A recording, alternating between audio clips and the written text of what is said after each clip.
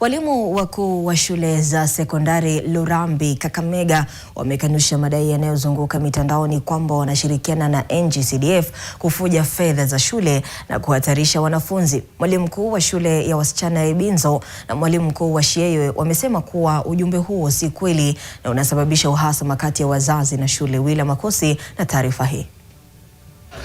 Wazazi wengine watoto wao wanakuwa listed, lakini ukifuatilia kwenda shule inasemekana ya kwamba zile pesa hazikuenda shule, lakini jina ambayo iliwekwa ni kwa ajili tu ya kufurahisha yule mzazi. Ni madai ambayo yametajwa kama ya uchochezi kwa walimu wakuu kutoka katika shule za upili eneo bunge la Lurambi. Any money coming in we receipt and we go ahead to spend according to the said regulations. Mambo ambayo imekuwa ikisambaa kwa mitandao ikiongelea CDF na watoto ambao wanaletwa kwa mashule zetu kutoka kwa CDF ama mheshimiwa.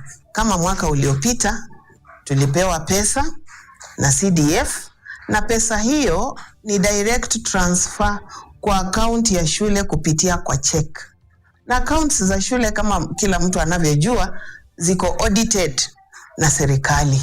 Walimu hawa sasa wakiyakashifu vikali na kutaka kundi hili la wazazi kujitokeza na kuandikisha taarifa ili waweze kufanya uchunguzi, na ikiwa haya matamshi ambayo wanatoa si ya ukweli, basi wachukuliwa hatua za kisheria. Wale wanaoongea haya maneno wakisema pesa ya CDF inapewa kwa walimu wakuu kisha inachukuliwa inarudishwa CDF, kama kweli wana uhakika na mambo wanayosema, waende wadhibitishe hayo kwa EACC. Kundi moja la wazazi mjini Kakamega lijitokeza na kudai kuwa kuna pesa ambazo zimekuwa zikitumwa kwa baadhi ya shule kutoka kwa afisi ya NCDF ambazo zinafaa kuwasaidia wanafunzi, na ile hali zimekuwa zikivuja kupitia kwa walimu wakuu. Sisi wote jukumu letu kubwa ni kuuliza mjumbe wetu ya kwamba atoe hesabu ya pesa ambazo zimekuja Lurambi, wamezitumia namna gani.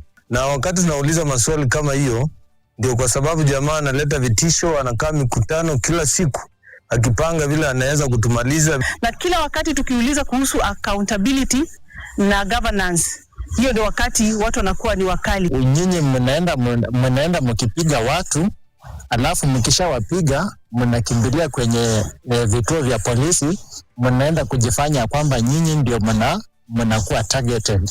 Wila Makosi, NTV Mashinani, kaunti ya Kakamega.